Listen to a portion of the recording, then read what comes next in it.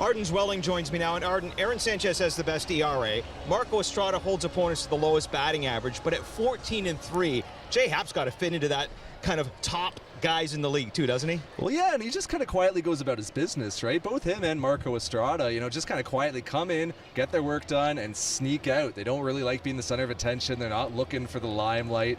So much is talked about Aaron Sanchez this year, and really he probably has been the best Blue Jays pitcher. But Jay Happ is right there in that conversation, especially what he's done over this month of July, where he's shown a great fastball. He's been striking out batters left and right. Most teams, when you look at the number 9 guy in their order, it's usually their weakest hitter, and a lot of times the number 8 guy isn't that far behind him.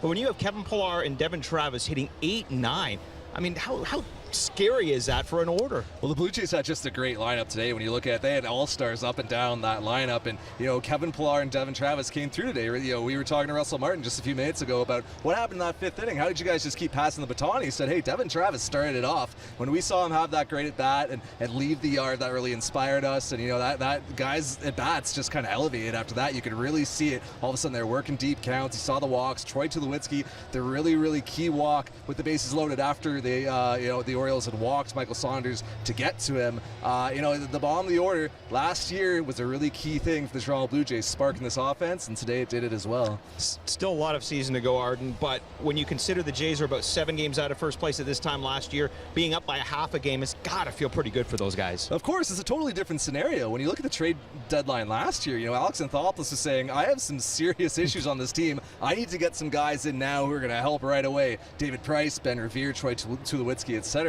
Now the Blue Jays are, on top of the mountain looking down. It's only a half-game lead. You're certainly not going to get arrogant about it, but it's a very different situation where maybe you can just kind of fine-tune this team and improve little areas. You don't have to do anything dramatic at the trade deadline. You just kind of want to augment what's already working well for you to make yourself that much better and that much harder to catch in the AL East. Well, if the Blue Jays want to go into Houston still in first place, they're going to have to beat Chris Tillman tomorrow, and that is not going to be easy. However, the Blue Jays do have Aaron Sanchez.